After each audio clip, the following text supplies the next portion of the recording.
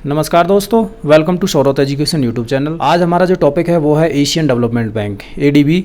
आपको पता होगा हमारे जो एशिया पैसिफिक रीजन के अंदर ये बैंक निकल के सामने आता है और ये 1966 में एस्टेब्लिश हुआ था, जिसके अंदर जितने इसके जो मेंबर कंट्रीज हैं वो ज़्यादातर एशिया पैसिफिक रीजन के ही हैं। जो पैसिफिक जो ओशियन है इधर, तो इसके जो बॉर्डरिंग नेशंस हैं पैसिफिक ओशियन के, ये वाले जो हैं, और ये ब्लू कलर में आप देख पा रहे होंगे, ये सारे के सारे कंट्रीज क्या हैं, इसके मेंबर कंट्रीज हैं। तो इसी को हम डिटेल में एनालिसिस करेंगे, तो बने रहिए मेरे साथ। शुरू करते हैं। तो सबसे पहले इसके जो हेडक्वार्टर्स देख लेते हैं, वो है मनीला, फिलीपींस के अंदर हैं। और जो इसके फिलहाल के जो करंट के जो प्रेसिडेंट हैं वो हैं मसाटो कांडा, ये जापान के ओरिजिन हैं। तो ज़्यादातर जो इसके जो प्रेसिडेंट हैं वो जापान से ही निकल के आते हैं, क्योंकि जो लार्जेस्ट जो शेयर होल्डर है जापान ही है और जापान ही इसका फाउंडिंग मेंबर भी है। तो इसी की वजह से क्या है, इसके जो प्रेसिडेंट हमेशा से बनते हैं वो जापान से ही बनते हैं।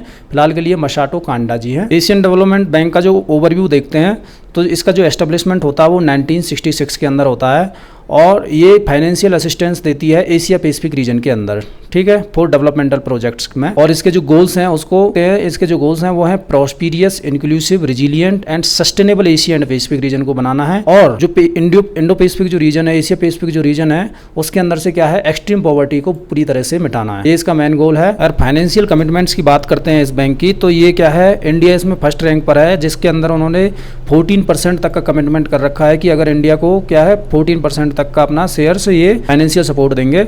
उसके बाद है followed by China, Bangladesh, Philippines and Pakistan. इस तरीके से इसके फाइनेंशियल कमिटमेंट्स हैं इस बैंक के अंदर ही। देन एशियन डेवलपमेंट बैंक के फंक्शंस की अगर बात करते हैं तो ये क्या करती है, private sector and public private partnerships को फोकस करते हुए लोन प्रोवाइड करती है, ग्रांट्स प्रोवाइड करती है, टेक्निकल असिस्टेंट देती है एंड इक्विटी इन्वेस्टमेंट में ये ज़्यादा फोकस करती है, ठीक। तो एडीबी जो मैक्सिमाइज जो डेवलपमेंट फैसिलिटी जो देती है वो और भी काम करती है, जैसे कि अंदर एडवाइजरी सर्विस देती है, बहुत सारी पॉलिसीज में जो चेंजेस करने की बात करती है। इसके जो मेन जो 6 की एरियाज हैं जिसके अंदर ये मेन फोकस करती है, वो सस्टेनेबल डेवलपमेंट गोल्स के अंदर भी, यूनाइटेड नेशंस के जो सस्टेनेबल डेवलपमेंट गोल्स हैं उसके अंदर भी मेंशन है। वो हैं education, health, transport, energy, finance and climate change. इन 6 के 6 SDGs हैं, इनके ऊपर ये सबसे ज़्यादा फोकस करती है ये बैंक। और ये बैंक क्या है, NGOs के साथ भी पार्टनरशिप में आती है, जिसकी हेल्प से क्या करती है, ये इम्प्रूव करती है कैपिटल मार्केट्स में और बिजनेस इंफ्रास्ट्रक्चर को डेवलप करने में पूरी तरह से मदद करती है, ठीक है। और इसके मेंबर कंट्रीज़ की अगर बात करते हैं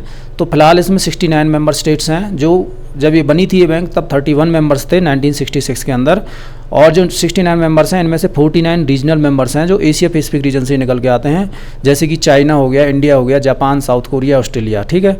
एंड 45 नॉन रीजनल मेंबर्स भी हैं जो यूरोप और नॉर्थ अमेरिका से निकल के सामने आते हैं। कोई भी इसमें मेंबर बन सकता है जो कि यूनाइटेड नेशंस का मेंबर हो, या तो कोई भी इंडिया पैसिफिक रीजन या एशिया पैसिफिक रीजन का या फार ईस्ट रीजन का, कोई भी मंगोलिया वगैरह, कोई भी इसमें क्या है आके पार्टनर बन सकता है। एशियन डेवलपमेंट बैंक के अंदर जो गवर्नेंस होता है उसको देखते हैं, तो जो सबसे टॉप हायरार्की पे होते हैं बोर्ड ऑफ गवर्नर्स।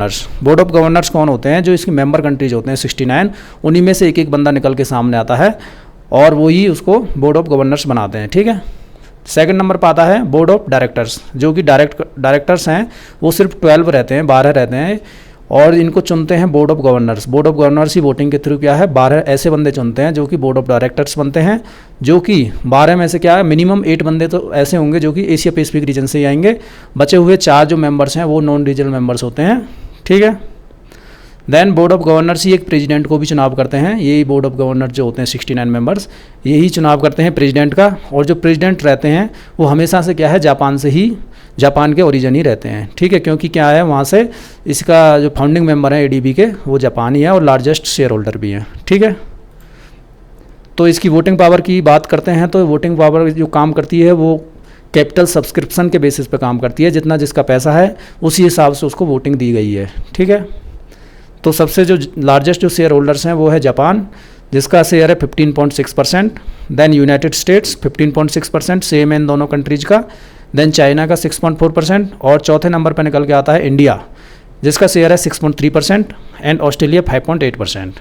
तो ये वेरी इंपॉर्टेंट है, ये इसको आप याद करके जाना जरूर, ठीक है। जापान का 15.6, यूनाइटेड स्टेट्स का भी 15.6, चाइना का 6.4, इंडिया का 6.3 एंड ऑस्ट्रेलिया का 5.8% ओनली, ठीक है।